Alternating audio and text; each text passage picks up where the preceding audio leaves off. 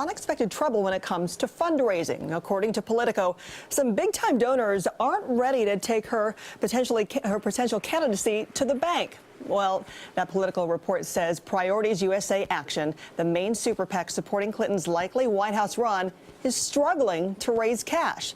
The group's leaders have been aiming for at least 30 donors to give $1 million each, but are reportedly nowhere close. So Ken Vogel is with me now from Washington. He's a chief investigative reporter for Politico. So Ken, let's talk about this. Why is Priorities USA Action so far behind here when it comes to the dollars? Well, Francis, donors like the rest of us, I think, like the bright, shiny object. They want to see something that's out there for them to give to. And right now, there is no bright, shiny object because there's no campaign. So that has really hurt their ability to raise money. Meanwhile, there are other groups that are out there that are either associated with the Clintons but are not political, like the Clinton Foundation, or are Democratic groups that do other things in addition to trying to pave the way for a Clinton candidacy that are raising money. So there's competition for Priorities USA, and that has led to a little bit of infighting within Hillary land more generally.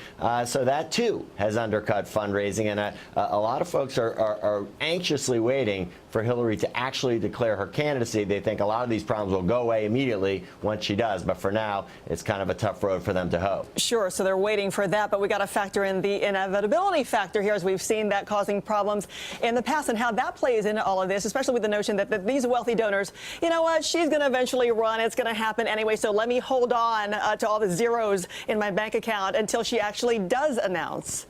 And meanwhile, Jeb Bush, a potential frontrunner for the Republican nomination and definitely the best fundraiser among the Republican field, is actively out there shaking the money tree. We reported, my colleague Ben White did, that he's having a fundraiser in New York where he's asking $100,000 a ticket to come schmooze with him, and that money going to a super PAC that will be able to help him the instant that he declares his candidacy. So that really increases the pressure on the Clinton folks, knowing that there's a potential fundraising juggernaut out there on the other side that's very actively laying the groundwork. Well, we also have to consider that both Hillary Clinton and Joe Biden have Pennsylvania roots. So today's pick, the news that Philly is going to be the home of the DNC coming up here in coming up here, does that bring in more dollars there?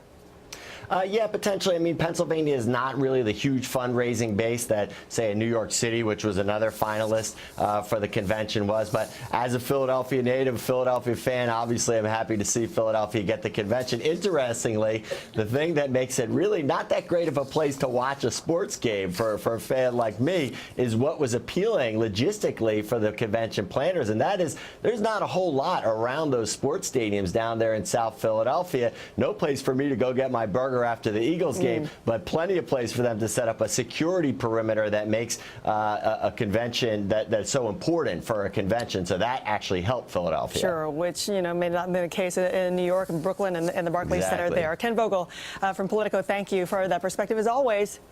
Thanks, Francis.